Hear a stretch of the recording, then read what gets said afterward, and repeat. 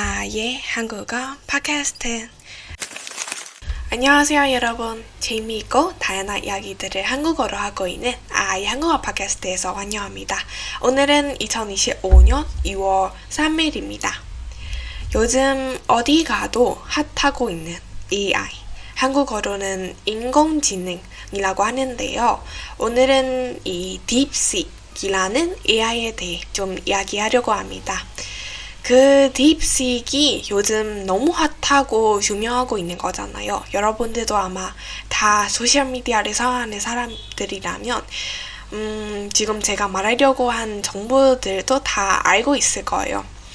그래도 저는 이 딥시크란 언어 공부, 특히 한국어를 배우면 도움이 될까? 가능할까? 이 질문을 답하려고 하니까 딥시크에 대해도 조금 이야기하려고 합니다. 저는 솔직히 AI에 대해서 그리고 IT 쪽에 사람도 아니다 보니까 솔직히 말하자면 그냥 인터넷에서 여기저기 찾아보고 말하려고 하는 거예요. 그래서 오늘은 그냥 여러분들이 이미 알고 있을 수 있는 이야기들만 할 거니까 아직 모르시는 분들이라면 재밌게 들어주시면 좋은 것 같고 그냥 한국어 듣기 고무다 라고 편안하게 생각해 주셔도 오늘 이 팟캐스트를 재미있게 들어주셔도 너무 감사할 것 같습니다. 그럼 인트로는 이거로만 할 거요. 빨리 시작해 볼게요. 딥시크로 언어 공부하며 좋은가? 재미있게 들어주세요.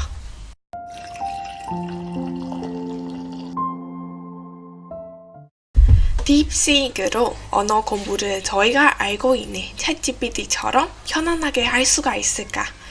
이 대답을 드리기 전에 저는 딥시크 나온 지 얼마도 안 됐는데 왜 이렇게 유명했었나 이거에 대해 인트로를 먼저 해야 된 것 같아요. 그래서 딥시크, 이 딥시크 중국의 앱이에요.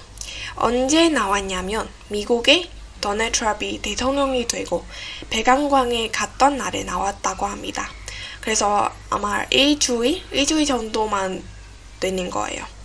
근데 이 회사는, 이 딥시크 개발하는 회사는 신입 회사가 아니라 아주 오래전부터 있었던 회사라고 합니다. 주식을 관한 그런 일을 하는 회사였는데 이 딥시크 이 프로젝트를 중심으로 하는 거가 아니죠. 주식에 관한 일들을 하다가 이 딥시크라는 거를 사이드 프로젝트로 하는 거라고 합니다. 진짜 이거만 힘주고 이거를 성공하기 바라고 모든 거 다 걸어서 집중하고 개발한 것이 아니다는 뜻이죠. 그리고 이 딥시크 이렇게 인터넷에서 난리 나는 너무 유명하게 된 이유 중 하나가 이 앱을 개발하기 위해 5.6 밀리언만 사용했다고 해요. 이게 사업 하나, 어떤 커다란 프로젝트 하나를 개발하기 위해서는 이 금액이 적는 거가 아니면 많은 거가 잘 감이 잡을 수 없는 분들을 위해 말하자면 챗GPT라던가 오픈 AI라던가 그런 AI들이 이런 전 세계가 알고 있는 그런 것들을 개발하기 위해 많은 빌리언을 사용해야 했어요. 그래서 여러분 생각해 보세요. 1 빌리언에 1000 빌리언가 있어요. 그래서 1000배 정도 차이가 있는 거죠. 이 딥시크랑 이런 챗GPT, 오픈 AI들이랑 비교를 하면 그러니까 챗GPT처럼 아주 커다란 존재가 되기 위해 이런 어마어마한 금액이 필요했는데 이 딥시크 아주 쉽게 5.6 밀리언만으로 개발했던 거예요. 그리고 딥시크의 능력이 어느 AI보다도 훨씬 낫다라는 얘기도 있어요. 그래서 미국에서 나온 지 얼마도 안 된 이 딥시크 애플 앱스토어에 1위가 됐어요. 사용자가 제일 많은 앱이 됐습니다. 그래서 이게 생각해보면 챗GPT가 2022년에 나왔다고 했으니까 3년차 선배님을 아마 일주일 정도만 있는 후배가 넘어가잖아요. 그래서 미국의 이 테크놀로지, 기술에 관한 회사들이 미친 듯이 영향을 받았어요. 주식이 쫙 하루 만에 바닥에 떨어지고 이런 거로 엉망진창이 됐어요, 미국이. 이게 정치적인 의지도 경제적인 의지도 많이 끼어들고 요즘에 이슈가 되었다고 합니다. 그래서 지금은 요즘에 이슈가 되었던 딥시크에 대해 조금 이야기해봤습니다. 그럼 이제 딥시크이 챗GPT보다 어떻게 어디가 더 좋은가 그리고 언어 공부에 어떻게 도움이 될까 오늘의 중심, 오늘의 진짜 이야기를 지금 본격적으로 시작해 볼게요. 이 딥시크를 사용할 수 있는 방법은 챗GPT랑 거의 비슷해요.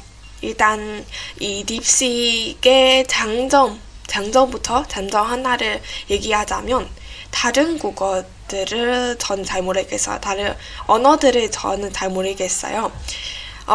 일단 미얀마어는 잘해요. 이게 물론 영어, 한국어, 일본어 이런 좀 유명한 그런 나라들의 국어는 어느 앱을 사용해도 어느 AI를 사용해도 그 언어를 잘 해줄 거예요. 근데 저희 미얀마어는 워낙 그렇지가 않아서 좀 신기했어요. 챗GPT도 미얀마어가 그렇게 잘하지 않아요. 할 수는 있는데 좀 자연스럽지 않고 너무 AI스러운 느낌이 받을 수가 있어요. 여기 미얀마 사람들이 있으면 공감할 수 있을 거예요.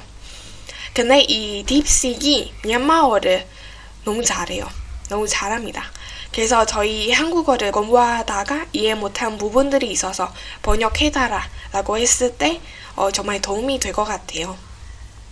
그래서 아무튼 이런 미얀마어도 잘하니까 다른 언어들도 잘하지 않을까 생각이 듭니다. 그리고 뭐 한국의 문화, 역사 이런 것들도 물어보면 잘 대답해줘요. 제가 보기에는 이거는 다른 AI들이랑 그렇게 큰 차이가 없는 것 같아요. 그래서 지금 장점 몇 가지를 얘기를 했으니까 이제 단점에 대해 이야기하자면 이 딥시크의 챗GPT처럼 아직 오디오가 없어요. 너무 아쉬운 점이죠. 저처럼 말하기도 연습하고 싶고 내향적인 사람이다 보니까 다른 실제 사람들과 대화하는 것보다 AI랑 대화하는 거는 훨씬 편하거든요.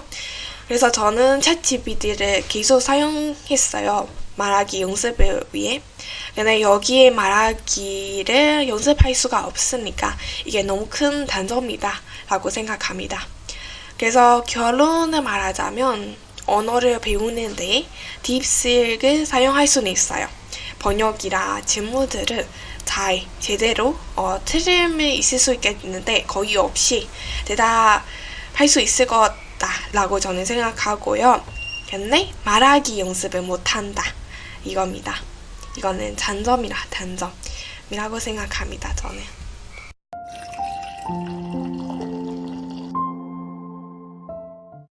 네, 오늘은 영상이 좀 짧은 것 같은데 너무 짧은 팟캐스트였는데 재밌었기를 바래요. 그리고 이거는 소문인지 진짜인지 저도 잘 모르겠는데 이 딥시크를 사용하기 위해 사인일을 해야 되잖아요.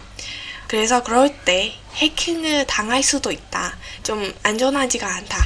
이런 얘기도 들어서 좀 너무 중요한 일들을 하고 있는 사람이라면 조심해서 사용하면 좋은 것 같아요. 네, 그럼 저는 이만 인사드릴게요.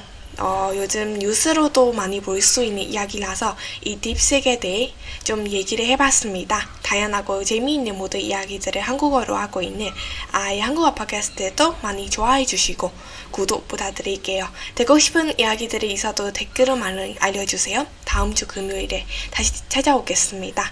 안녕!